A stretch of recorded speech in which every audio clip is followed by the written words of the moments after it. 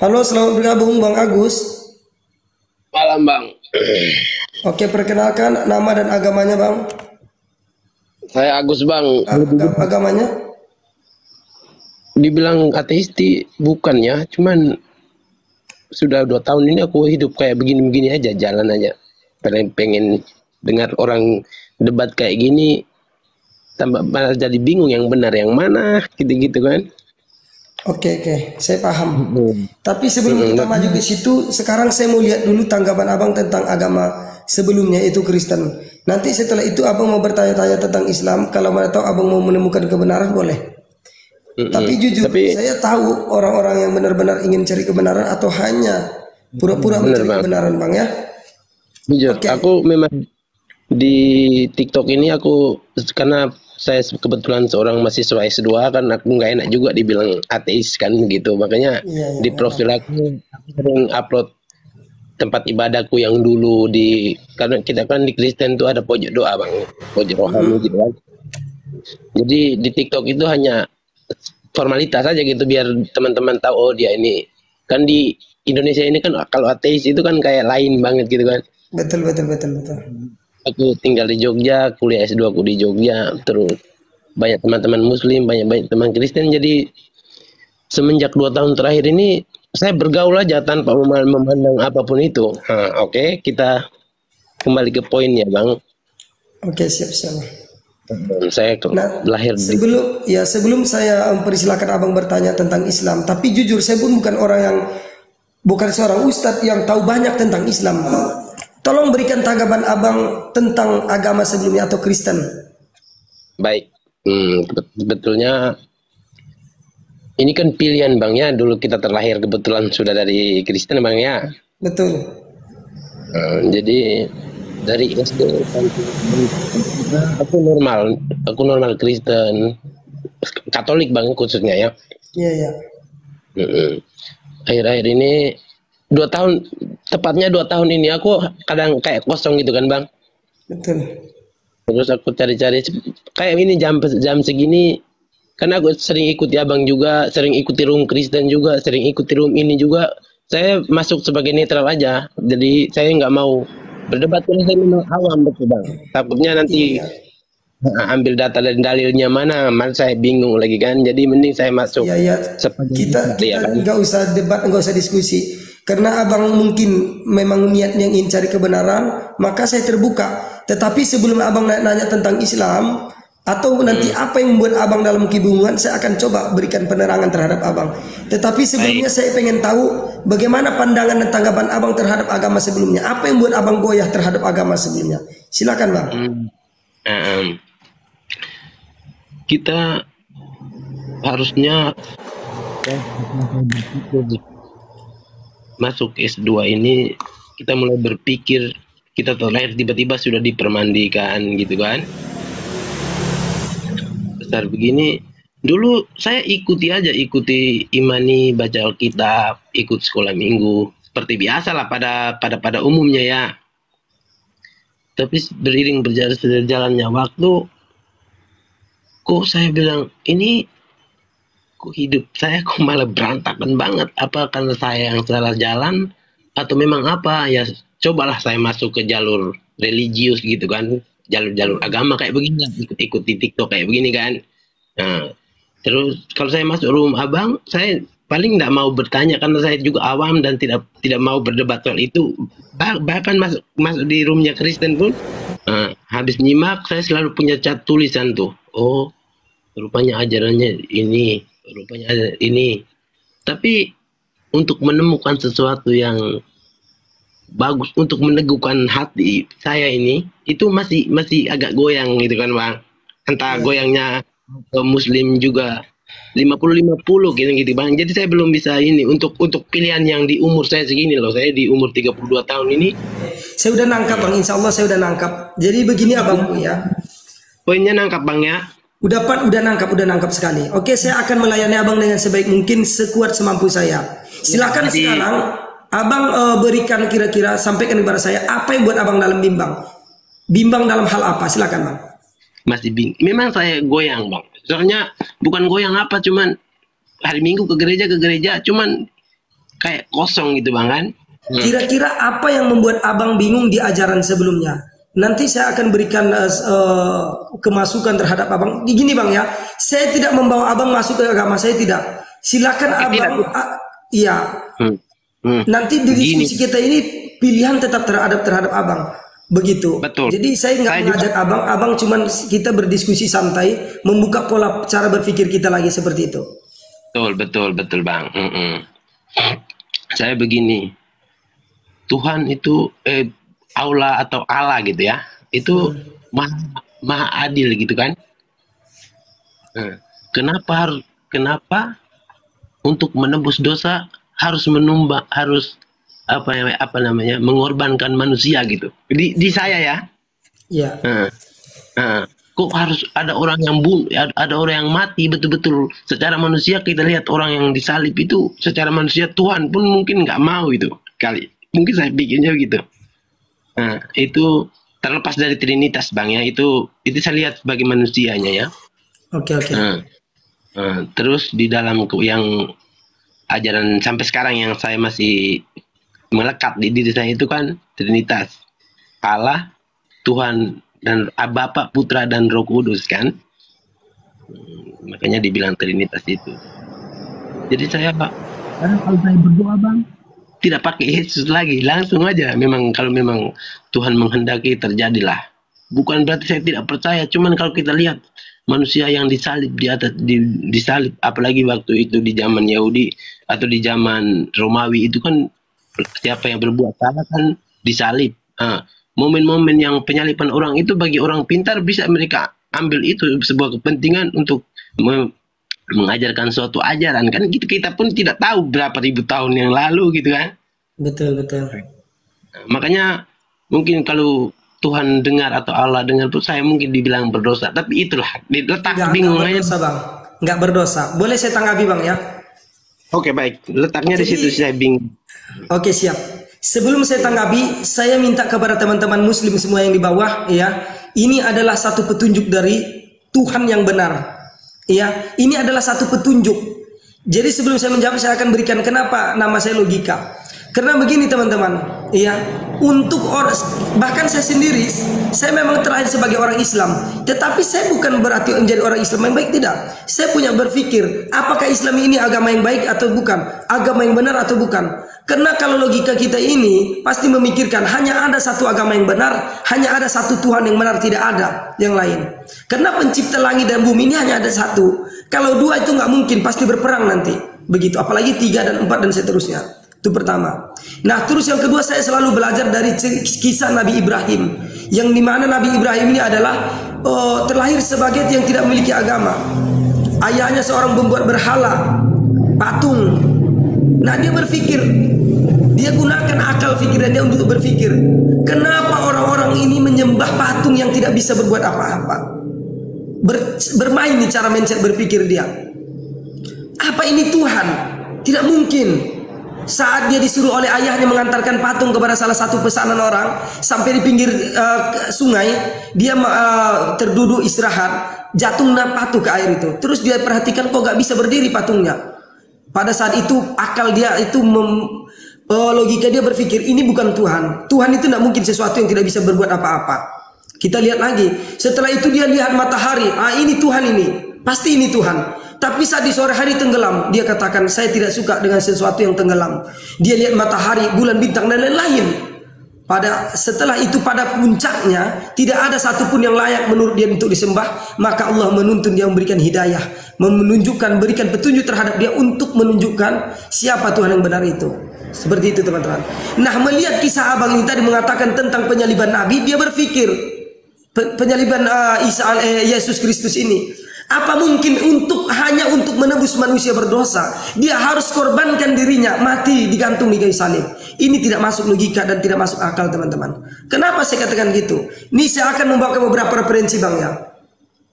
Kalau abang betul-betul baca Injil Matius, Lukas, Yohanes, Markus, itu tidak satu pun perkataan Yesus mengatakan sembahlah aku adalah Tuhan, tidak ada. Itu yang pertama. Tetapi dalam Yohanes 17 ayat 3 Yesus berkata, inilah hidup yang kekal. Yesus memperkenalkan kepada seluruh umat atau pengikutnya, wahai pengikutku, kalian harus tahu inilah hidup yang kekal, yaitu mengenal Allah satu-satunya, Allah yang esa itu yaitu Allah Subhanahu wa taala. Kalau di perjanjian baru itu dikenal dengan Allah Bapa. Dan kalian harus mengenal aku, ini adalah utusan, bukan Tuhan. Itu yang pertama kita harus tahu, Bang. Tidak ada satupun ajaran Yesus mengajarkan sembahlah aku adalah Tuhan, sembahlah aku, tidak ada. Jadi kita harus tahu poinnya. Yang kedua, tentang penyaliban itu tadi, itu hanya ada di ajaran Paulus, tidak ada di ajaran Yesus Kristus itu, Bang. Di Galatia 3:13 kita coba buka di situ. Bagaimana Paulus mengatakan tentang hukum Taurat itu, hukum itu, coba kita baca, Bang, ya. Kristus telah menebus kita dari kutuk hukum Taurat, kutuk hukum Taurat dengan jalan menjadi kutuk karena kita. Coba bayangkan, Yesus menebus kita dari hukum kutuk Taurat dengan cara menjadi kutuk. Masa Tuhan menjadi kutuk? Iya. Saya lanjutkan. Karena kita, sebab ada tertulis, terkutuklah setiap orang yang digantung pada tiang salib, pada kayu salib. Nah, kalau kita berpikir Yesus digantung di kayu salib itu dengan terkutuk, masa kita tanpa kita sadari kita telah mengutuk orang yang mati di situ, termasuk Yesus Kristus itu sendiri? Tidak mungkin. Kalau memang Tuhan itu berkuasa, dia tidak perlu harus sampai mati di kayu salib. Walaupun kita kembali ke konteks Tritunggal, Trinitas, tidak perlu. Tuhan itu kuasa, makhluk tak kuasa. Jadi Tuhan itu maha kuasa, makhluk itu tidak kuasa. Jadi apapun yang Tuhan inginkan terjadi, pasti terjadi. Jadi apalagi tentang penebusan dosa itu nggak masuk akal, teman-teman. Apa untungnya Yesus menjadi manusia, coba? Apa untungnya? Yang pertama kita lihat, tapi kerugiannya banyak. Dengan menjadi manusia maka gugur ketuhanan Yesus. Itu yang pertama. Karena apa? Allah itu maha suci, Tuhan itu maha suci. Dengan menjadi manusia, tidak ada manusia yang suci. Tuhan itu maha kuasa, makhluk tidak ada yang kuasa, manusia tidak berkuasa. Sehebat-hebatnya manusia pasti akan mengalami yang namanya kematian. Kalau memang kita berkuasa, ngapain harus mati? Tuhan itu maha perkasa, manusia tiada yang perkasa. Keperkasaan manusia itu terbatas. Tuhan itu maha Ar-Rahman, maha pengasih. Manusia sekasih-kasihnya manusia, pasti ada kalanya dia tidak mengasihi. Ar-Rahim, maha penyayang. Sesayang-sayangnya kita terhadap manusia atau terhadap sesama makhluk, pasti ada masanya kita tidak pernah tidak sayang. Jadi Yesus Kristus di sini semua gagal dia. Coba kita lihat saat Yesus Kristus mau obrak-abrik itu jualan orang di bait suci, katanya ajaran kasih. Kita lihat lagi saat Yesus menyuruh muridnya untuk mengambil keledai, itu keledai itu tidak dipinjam. Dan lain-lain masih banyak lagi teman-temanku semuanya. Jadi dengan adanya Tuhan Yesus maka terbantah bahwasanya Yesus itu bukan Tuhan. Jadi apalagi masalah penyaliban tadi, Bang, ya, itu hal yang tidak mungkin. Itu secara akal, logika dan pikiran kita tidak mungkin, Bang. Allah itu kuasa. Kalau di dalam Islam ini kita buat sedikit perbandingan. Di dalam Islam dengan cara kita bertobat, sholat 2 rakaat, ya Allah ampuni segala dosa-dosaku ya Allah. Kita berdoa dengan tulus, Allah ampunkan, Bang. Allah katakan sebesar apapun dosamu maka ampunanku lebih besar. Jadi mau kita dari kita lahir sampai kita umur 50 tahun berbuat dosa terus menerus pekerjaan kita, tetapi di akhir hayat kita ada Allah berikan hidayah kita bertobat sebelum kita mati, Bang. Allah ampuni seluruh dosa-dosa kita. Begitu cara Allah mengampuni dosa kita. Tidak perlu harus disebut seperti itu. Jadi kalau penebusan dosa ini adalah salah satu hak, tidak ada ajaran Yesus Kristus mengajarkan hal sedemikian, tetapi ini adalah ajarannya Paulus. Oke, mungkin Bang, daripada terlalu panjang kita berbincang-bincang biasa saja. Silakan abangku, apalagi kira-kira yang apa yang abang ingin ketahui tentang Islam, apa yang abang pusingkan tentang kekristenan, saya akan jawab dengan pengetahuan saya. Baik, terima kasih Bang, penjelasannya sangat masuk dan saya terima itu. Ada satu kan penyaliban. Satu itu poinnya ya Bang ya. Mm-mm. Nah, yang kedua ini kan Yesus lahir di Nazaret Bang. Mm-mm. Kenapa pusatnya dibawa ke Italia sana, Vatikan sana itu loh? Itu kan, aduh kalau saya pikir itu nggak penting jadinya. Nah, saya pusing kok. Memang waktu itu si bangsa Romawi yang berkuasa. Ini saya sudah konsultasi dengan berbagai pendeta di dalam pencarian saya 2 tahun ini. Saya sampai ke gereja Kristen, ke Katolik, cuma masjid saya nggak berani masuk karena saya punya tato sudah terlanjur gambar Yesus Bang ya kan. Jadi saya menghargai lah kalau saya nato gini paling tidak saya mending nggak usah. Kalau ke gereja Kristen kan pasti ada keseimbangan kan di situ Bang. Iya betul betul betul. Terus saya baca Galilea, Nazaret, dan Israel, dan yang penting Timur itu di bagian Timur Tengah sana. Kok jadinya dibawa ke ini, ke Vatikan? Jadi kalau agama memang dibawa ke Vatikan, bagaimana dengan ajaran ini yang saya jalani ini kok yang kiblatnya aja ke Vatikan yang bukan asalnya dari sana kan begitu. Tapi kalau Muhammad berat. Kalau ini bukan berarti saya dengan abang Muslim jadi saya harus saya ini netral Bang. Iya netral. Saya paham Bang. Dalam saya ada seperti itu. Saya kritik, bisa saya kritik. Cuman kalau saya tangkap dari perbincangan abang ini, saya ikut sudah beberapa kali dan di sebelah juga saya ikut beberapa kali. Kalau keakuratan historis sih memang Yesus lebih dulu karena memang dan waktu itu bangsa Romawi yang berkuasa dan penyalipan itu memang berlaku di 2000 tahun yang lalu di waktu itu ya. Dan kenapa sampai kibatnya dibawa Vatikan itu segala macam terlepas dari sejarah itu semua. Dan memang karena pengikutnya banyak karena memang dia duluan gitu ya. Berjuta-juta orang di seluruh dunia ini kan memang dia duluan kan. Sebelum itu mungkin beberapa tahun kemudian Nabi Muhammad di umur 40 berapa baru disebarkan agama Islam dan segala macamnya. Itu pertanyaan yang mengganjal Bang, bukan bertanya sih saya kalau bertanya sama Abang mungkin salah tempat ya. Cuman sebagai saya bisa membincangkan keraguan saya kok kenapa bukan di Galilea atau di pinggiran-pinggiran situ lah, di dekat-dekat situ lah. Kalau biar nanti kalau kita berpikir secara rasional, memang Tuhan tidak bisa dijangkau dengan akal, tapi yang realnya kan bisa. Vatikan itu kan kita bisa. Jadi para imam, apakah nggak ada orang yang lebih suci atau lebih berpengaruh di Galilea, Yudea dan sekitarnya itu kan? Kenapa mesti dibawa lintas dunia itu panjang jauh banget itu. Ini enggak saya sedang tidak menjatuhkan atau apapun itu Bang ya. Saya posisi ini tidak balance itu hanya pendapat aja sih. Kejanggalan yang saya ini lah. Makanya saya berdoa itu Bang. Saya langsung aja ke atas. Kalau memang saya yakin bahwa kau punya kuasa dan dosaku, saya akan pertanggungjawabkan di hadapan Tuhan tanpa apapun itu. Kan saya hidup, Tuhan yang kasih nafas, jadi saya bertanggung jawab atas hidupku nanti entah karena saking bingungnya ya udahlah kalau ada neraka ya nembak kesana aja nggak balik-balik sini juga kan gitu. Itu pikiran lepasnya. Tapi sebagai manusia yang hidup di tengah yang bersosial begini tidak bagus juga kalau ditampilkan. Makanya saya selalu duduk renung doa gitu kan.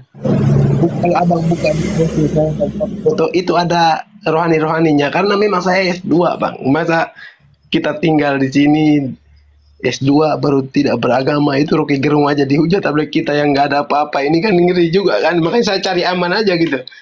Terus nanti saya punya pertanyaan tapi abang bisa mungkin ada referensi atau pengetahuan ke arah sana Bang. Kalau saya tanya ke Kristen teman-teman saya pasti yang benar aja itu ceritanya.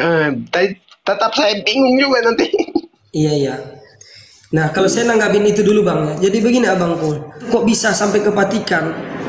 Karena gini Bang, selama yang saya pelajari Alkitab itu tidak otentik Bang.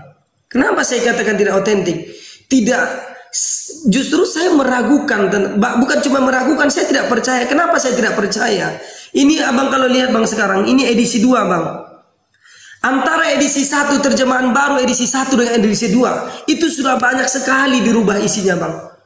Apalagi katanya kan Alkitab ini sejarahnya jelas. Termasuk sejarah dari Yesus ini dan sebagainya, itu dari saksi-saksi dan sebagainya. Jadi dari mana kita bisa, Bang, percaya terhadap dalil-dalil ini? Maka dari situ saya menimbulkan beberapa pertanyaan. Nah, mungkin pertanyaan ini akan saya tanyakan kepada Abang sehingga Abang juga akan sama dengan saya. Pertanyaannya begini, Bang. Kira-kira Abang lebih percaya terhadap perkataan manusia atau kepada perkataan Tuhan, Bang? Tuhan. Tuhan, betul. Abang lebih percaya kepada sejarah manusia atau sejarah yang Tuhan berikan, Bang? Yang langsung Tuhan firmankan. Tuhan deh, Bang. Sejarah itu orang manusia yang tulis masalahnya, itu yang saya bingung itu. Masya Allah, ini ada satu ayat buat Abang, Bang, ya. Tunggu, Abangku. Abang boleh cek di Quran surah 2 nomor 79 ayat 79, Bang. Bunyinya apa? Allah Subhanahu wa taala berfirman yang artinya, "Apakah kamu masih mengharapkan mereka akan percaya kepadamu padahal segolongan dari mereka mendengar firman Allah lalu mereka mengubahnya setelah mereka memahaminya sedang mereka mengetahui." Ini ada lagi Quran surah 3 ayat 78. "Sesungguhnya di antara mereka ada segolongan yang memutar-mutar lidahnya membaca Alkitab padahal dia bukan dari Alkitab dan mereka mengatakan ia yang dibaca itu datang dari sisi Allah padahal ia bukan dari sisi Allah. Mereka berkata dusta terhadap Allah sedang mereka mengetahui." Nah, di sini banyak yang dirubah-rubah, Bang. Mereka mengatakan Alkitab ini adalah firman Allah padahal bukan.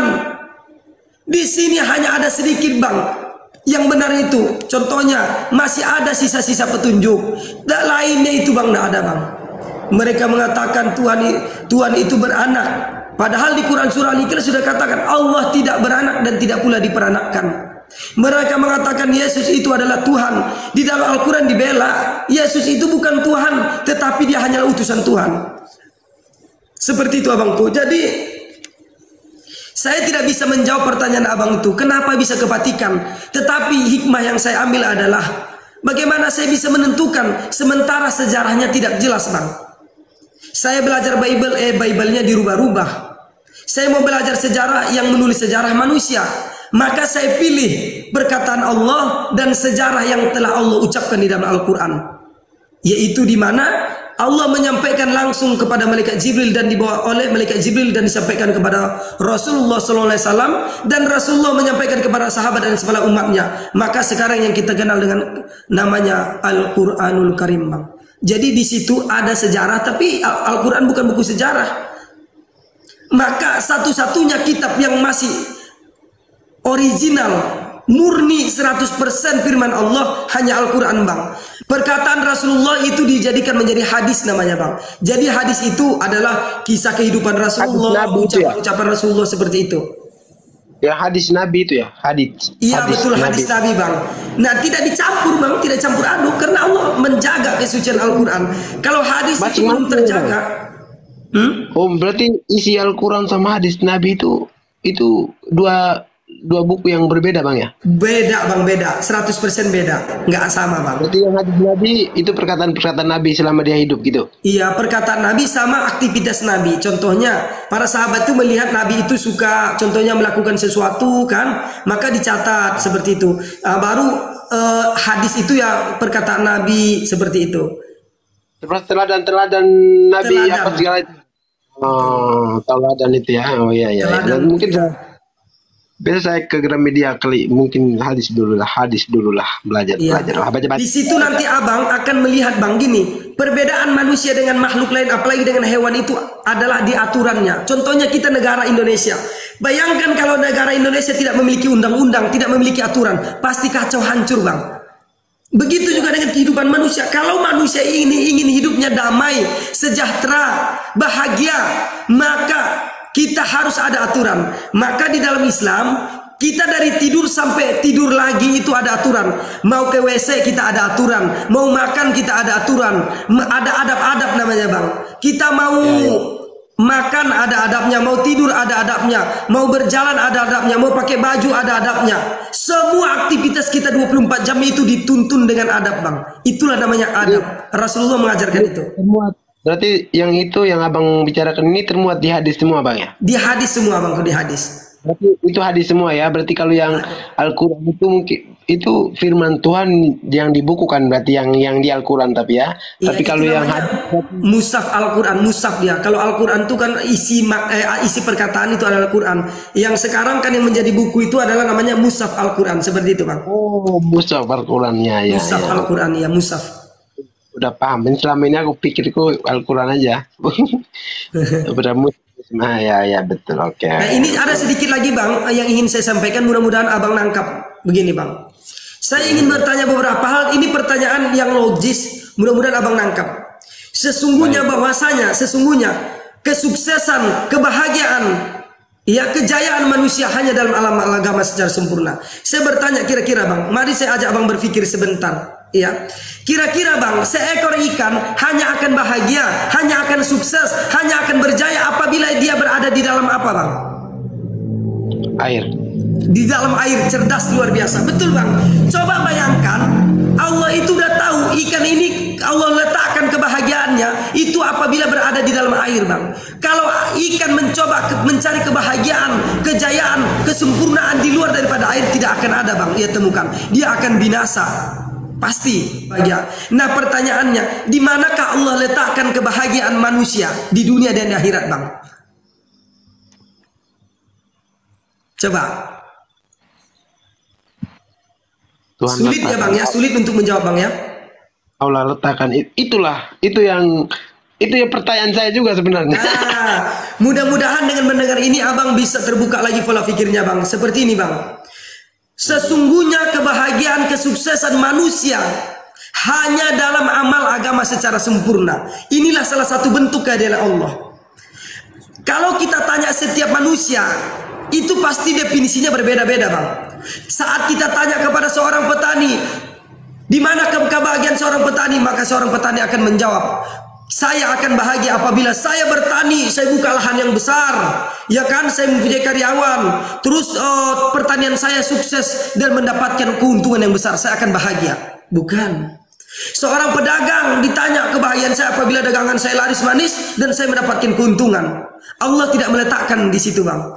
Kalau seandainya Allah meletakkan kesuksesan, kebahagiaan manusia hanya dalam pangkat jabatan, maka orang-orang yang berpangkatlah, orang-orang yang mempunyai jabatanlah yang akan bahagia.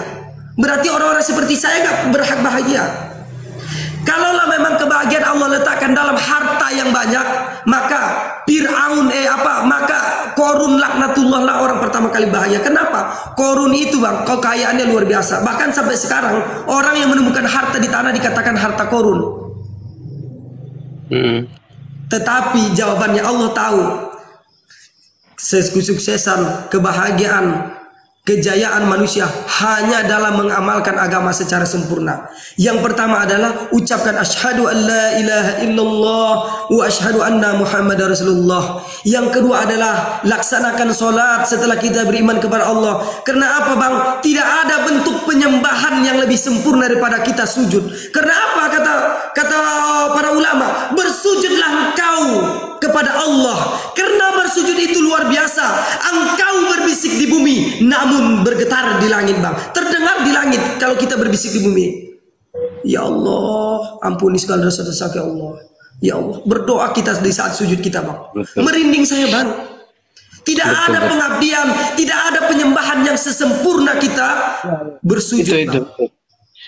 Penyembahan kalau saya lihat sih yang untuk sebagai hamba menyembah itu yang pas sebenarnya. Nah, terlepas dari kemanusiaan seorang nabi, itu kan banyak ya, Bang ya. Makanya saya bingung kalau saya pikir kayak Nabi Muhammad, ya kan, Bang? Itu kan di forum-forum lain itu kan ngeri kan, Bang. Nah, tapi kalau kita pikir kembali kan dia manusia. Ya kan? Manusiawi, itu kan manusiawi. Tapi kalau dia manusiawi yang luar biasa lebih dari manusia lain, dia Tuhan punya kuasa. Nah, itu makanya. Tapi saya belajar dulu, Bang, pelan-pelan. Mudah-mudahan nanti abang menemukan bang. Saya senang dengan orang yang menggunakan akal pikiran kecerdasannya untuk mencari kebenaran. Abang boleh nanti DM saya bang. Saya kasihkan abang nomor WA. Saya nggak memaksa bang. Demi Allah sih tidak ada hak untuk memaksa seorang untuk masuk Islam. Tetapi saya terbuka saat ada orang yang ingin terbuka untuk menerima kebenaran itu. Ini kebetulan ada Bang Dewa. Boleh abang Bang Dewa boleh berikan sedikit kemasukan ke Bang Agus. Mudah-mudahan Bang Agus ya bertambah tercerahkan lagi dengan penyampaian. Ini guru saya ini Bang Dewa. Silakan Bang Dewa. Oke, baik. Assalamualaikum warahmatullahi wabarakatuh. Waalaikumsalam warahmatullahi wabarakatuh. Oke. Karena yang namanya Al-Quran itu ilmunya seperti air. Ilmu Al-Quran akan selalu mengalir ke tempat orang yang rendah. Tidak akan sampai ilmu Al-Quran kepada orang yang tinggi hati. Di fallback ya. Semoga Pak Agus mau fallback saya. Nanti insya Allah kita ngobrol lagi sama Bang Logika di tempat ini. Nggak apa-apa. Tanyakan apa yang meragukan di dalam Islam. Insya Allah kami akan menjawab. Kenapa? Karena Al-Quran bukanlah pertanyaan. Al-Quran adalah jawaban dari setiap orang yang meragukan akan ketuhanan. Silahkan tanyakan kepada kami. Ya, apapun itu terserah. Ya Pak Agus ya. Nanti masuk lagi boleh. Nanti tolong di fallback ya. Di fallback ya. Baik, bagus. Itu aja mungkin pesan dari Dewa ya. Sharing-sharing lah Pak. Itu intinya dalam Islam memang tidak ada paksaan. Tetapi seperti Bang Dewa katakan, kita senang dengan orang-orang yang seperti Pak Agus. Karena apa, ini adalah hidayah Pak. Hidayah dari Allah. Begitu. Semoga hidayah ini bisa dimanfaatkan oleh Bang Agus. Saya nangkapnya sedetail itu tadi kan. Berarti Tuhan itu pasti pengen yang terbaik buat manusia gitu kan. Betul Bang, betul. Pasti. Cuman sebagai manusia kadang saya pikirnya gini, kok bisa ada pengeboman atau itu yang saya bilang cacat di logika saya gitu kan Bang. Kok padahal begitu mulianya. Seandainya kalau dijalankan betul-betul tanpa ada cacat, semua orang mungkin bisa secara manusia berlogika ya. Karena sampai mohon maaf tapi sampai ke jamban juga diatur itu loh. Itu kan sesuatu yang wow bagi saya. Tapi saya mungkin bisa bilang tidak semudah ya Bang. Pasti Bang mungkin di rumah di keluar kita dari dulu. Tapi itu satu saat kita pasti punya pilihan yang mana kita siap mengambil resiko dari pilihan kita itu. Konsekuensinya pasti ada. Begitu Bang. Itu pasti Bang, konsekuensi itu pasti ada. Dan itulah cara Allah ingin mengangkat derajat abang. Saya di sini bukan hanya untuk diskusi, tidak. Justru saya mencari orang-orang seperti abang yang mau membuka akal pikirannya, membuka hatinya untuk membuka kebenaran itu. Karena mustahil Bang orang akan menerima Islam kalau nggak membuka pikiran, membuka hati, membuka mata, membuka telinga. Nggak mungkin. Jadi abang adalah salah satu yang Allah berikan hidayah. Saya harus bertanya karena ketika nanti seiring berjalannya waktu mungkin saya terima atau tidak itu misteri Tuhan ya Allah tadi ya, itu saya pun tidak tahu. Kalau memang pertanyaan ini kalau saya tidak tanya tetap akan mengganjal kan Bang, begitu maksud saya. Iya. Gini Bang, saya tanya itu yang Nabi Muhammad yang nikahkan di umur berapa, yang di bawah umur itu loh Bang. Itu makanya saya bilang minta maaf tadi. Mungkin saya kurang referensi apa kan. Itu satu itu aja. Maka sebelum tadi kan saya bilang manusiawi, sebagai manusiawi tadi itu. Makanya saya sudah lepaskan kata manusiawi tadi karena pikiranku ke arah itu Bang. Oke, nggak apa-apa Bang, nggak apa-apa. Silakan Bang Dewa ditanggapi terlebih dahulu, nanti saya nambah-nambahin aja Bang Dewa. Baik. Sebenarnya ya ketika Pak Agus bertanya, ya. Bang Dewa bentar. Baik. Mohon maaf itu ya, saya pertanyaanku itu nggak apa-apa Pak Agus. Niat Pak Agus di sini bukan menghujat, tetapi niat Pak Agus di sini menanyakan kepada kami. Itu hal yang wajar. Itu yang saya tahu. Mungkin referensi saya salah atau apa gitu kan? Itu yang saya. Baik. Nah, ini kan kita harus tahu dulu Mas ya mengenai soal hadis ini. Di dalam hadis ini yang menceritakan Nabi Muhammad menikah dengan Bunda Siti Aisyah umur 6 tahun, itu hadisnya hadis doib. Siapa yang meriwayatkan hadis itu? Itu adalah cucunya Salma. Sementara cucunya Salma pada saat Nabi Muhammad menikah dengan Bunda Siti Aisyah, cucunya itu belum lahir sama sekali. Bahkan ada dalam kandungannya pun belum ada. Dia Berarti meriwayatkan tidak menyaksikan. Tidak menyaksikan. Ya, tidak menyaksikan. Jadi dia meriwayatkan pernikahan Nabi Muhammad itu di Irak. Di Irak. Dan usia dia sudah 80 tahun. Itu yang pertama dulu ya, yang pertama. Dan mengenai soal hadis sahihnya, umur Aisyah itu 18 tahun, Bang. Yang benar. Yang benar itu umurnya 18 tahun. Nah, sekarang berarti kita berpikir secara logika, Bang. Ya, betul, gagal. Betul, Bang. Betul. Kalau misalkan Nabi Muhammad adalah pemburu kembang, Nabi Muhammad tidak akan menikahi yang namanya janda. Itu yang pertama, Bang. Yang kedua, andaikan Nabi Muhammad itu yang dikatakan sebagai yang dikatakan umat sebelah itu adalah pedofil, Nabi Muhammad tidak, pasti semua yang dinikahi Nabi Muhammad adalah anak kecil. Kita berpikir realistis saja seperti itu. Sedangkan kalau misalkan hadis itu dikatakan sahih, apakah pada saat itu orang-orang Quraisy protes? Tidak ada yang protes satupun juga, Bang. Ya. Tetapi yang jelas, saya punya satu buku mengenai sirah nabawiyah Rasulullah, itu hadisnya doib. Saya siap memberikan yang namanya bukunya ke Abang, kalau misalkan Abang tidak keberatan. Ini saya memberikan jawaban ini lewat pernyataan Dr. Zakir Naik masalah ini. Nah, begini, Bang. Kalau kita lihat lagi ke masa lampau 14 abad yang lalu, ya Bang ya, kehidupan kita ini tidak pernah sama. Aturan, baik aturan atau cara kehidupan yang berlaku itu tidak pernah sama, karena selalu ada perubahan. Termasuk juga dengan umur ini tadi. Kalau Abang lihat di India, itu wajib itu baru boleh menikah itu saat umur 16 atau 18 tahun baru boleh nikah. Nah, kalau di Amerika ada umur 16 tahun, 14 tahun udah boleh nikah. Kalau di Indonesia umur 19 tahun boleh nikah untuk perempuan. Jadi di setiap berbagai daerah itu memiliki aturannya masing-masing, yang tidak boleh ikut campur yang lain. Itu yang pertama. Nah, yang kedua, ya Bang ya, kalau kita lihat dari orang Arab sendiri, ya kalau kita lihat ini secara ilmu keduniaan lah begitu Kang. Orang Arab itu orangnya tinggi besar. Jadi kalau di dalam hadis itu dikatakan umur 6 tahun, itu baru Rasulullah menikahi umur 6 tahun, tidak menggaulinya, Bang. Nah, umur 6 tahun itu beliau itu udah besar. Kalau dari kita lihat dari postur tubuh orang Arab, 6 tahun itu udah besar orangnya.